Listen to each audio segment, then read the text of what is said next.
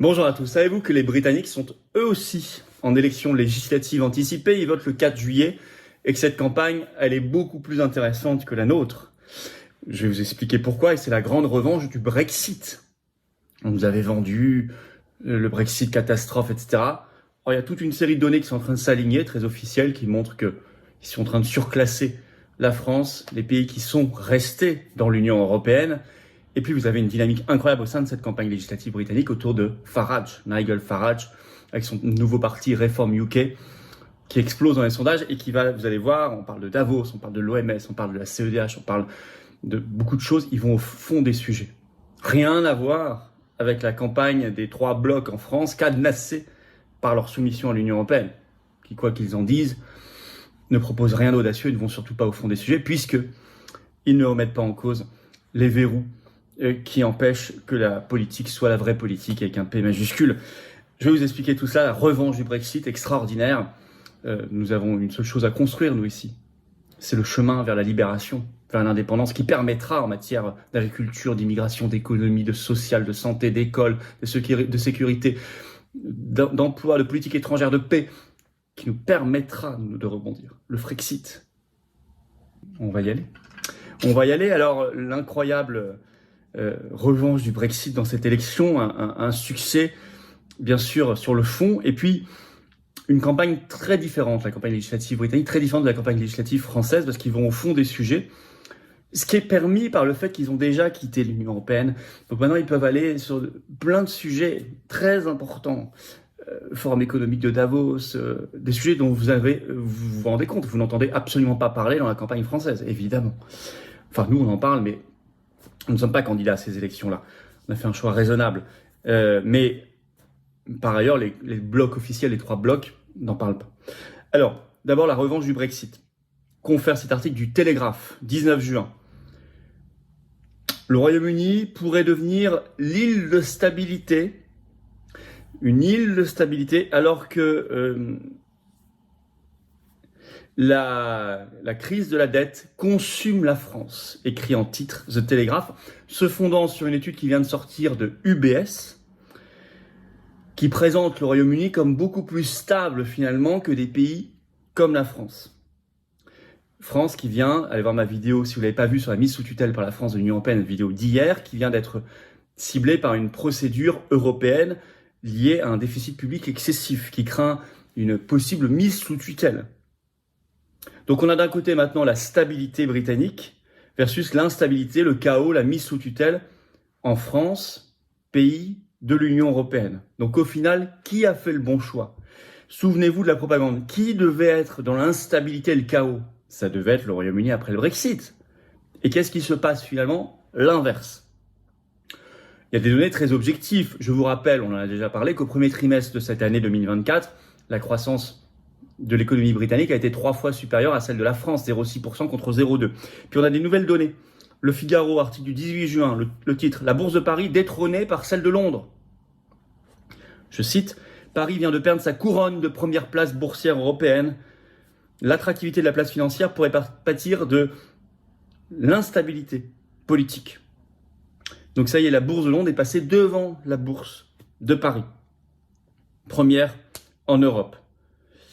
Et puis le Royaume-Uni est en train de régler ce qui restait son point noir, parce qu'ils sont au-dessus de nous sur à peu près tous les sujets.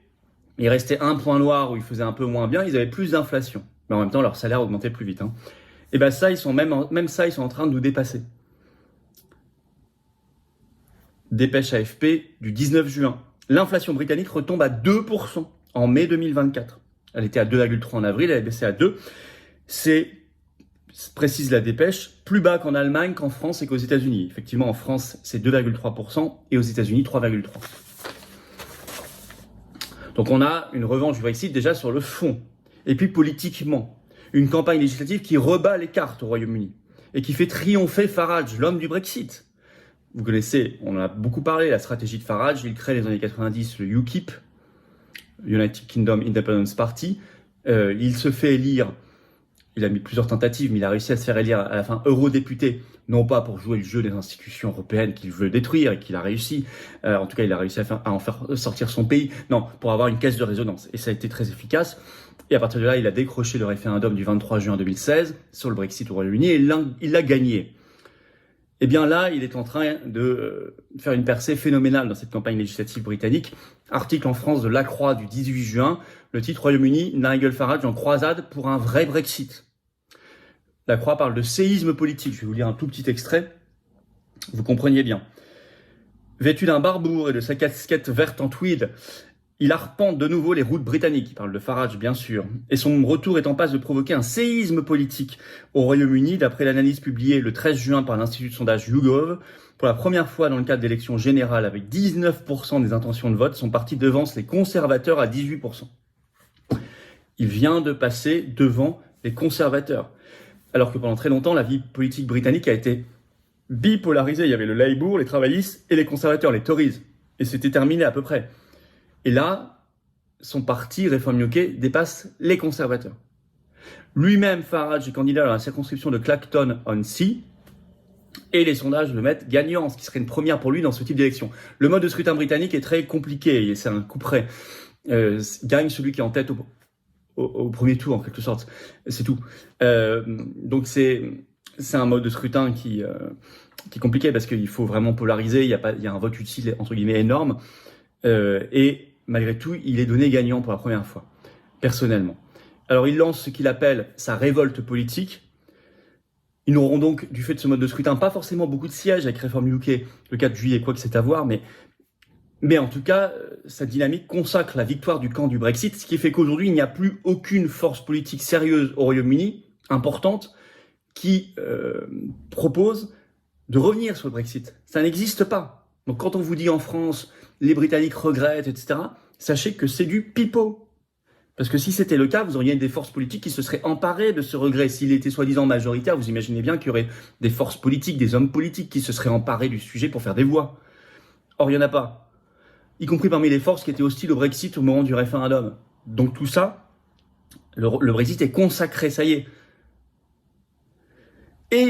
Mais Farage ne veut pas simplement le statu quo, il veut avancer les thèmes, il veut aller plus loin. Ainsi, il a tweeté sur son compte X le 18 juin, je cite, « Reform UK, son parti, quittera la CEDH et expulsera tous les migrants illégaux pour arrêter l'arrivée des bateaux. » Vous voyez, parce que si on ne quitte pas la CEDH, on ne peut pas le faire, ça.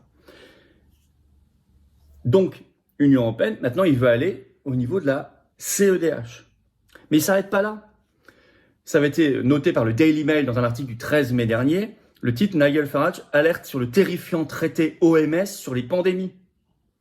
Il fait le boulot également par rapport au traité OMS sur les pandémies, par rapport à l'OMS. Deuxième très bon point. Troisième, nouveau tweet sur son compte X le 19 juin, tout récent. Le titre, le tweet, c'est Reform UK rejettera l'influence du Forum économique mondial de Davos et annulera la participation britannique. Alors, Davos, c'est pas une organisation qu'on doit quitter. C'est pas comme l'Union européenne, la CEDH, l'OTAN, des choses comme ça. Mais on peut y aller ou pas. On peut envoyer des gens ou pas. Et puis surtout, on peut obéir ou pas aux préconisations. On peut se dégager de l'influence, le dénoncer ou pas. Et lui, c'est ce qu'il veut faire.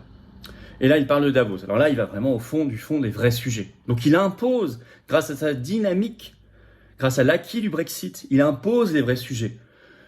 Si c'est pas ça, une revanche extraordinaire du Brexit, ben je ne sais pas ce que c'est, mais ça l'est évidemment. Le Brexit qui a créé une soif d'indépendance et de liberté qui est en train d'aller au bout du bout des vrais sujets, OMS, CEDH, Davos, etc. Quelle différence par rapport à la France, et donc quelle différence de dynamique de campagne législative également. Une campagne britannique qui, elle, va au fond des sujets, des vrais sujets. Rien à voir avec les oppositions, entre guillemets, cadenassées en France par l'Union européenne et un esprit de soumission, où on voit, nous, ici, des blocs, soi-disant, dans l'opposition en France, qui sont candidats aux législatives du 30 juin et 7 juillet et qui progressivement abandonnent leur programme parce qu'il ne sera pas conforme à l'Union européenne, etc., etc. Lui, il fait l'inverse. Ah, c'est pas conforme. Ah, c'est pas conforme à Davos. Ah, c'est pas conforme à l'OMS. Ah, c'est pas conforme à la CEDH. Il n'y a plus le problème de l'Union européenne, ils l'ont quitté. Alors, on quittera Davos, la CEDH et l'OMS. Il prend le problème dans l'autre sens et il a parfaitement raison. C'est la seule solution. Et c'est la seule solution respectueuse, évidemment, des gens, des peuples. Soyons cette vraie alternative. Regardons tout ça, faisons savoir tout ça pour montrer aux gens, aux Français, que c'est possible de briser ces chaînes, de se libérer. Et de les briser toutes. 100% d'accord.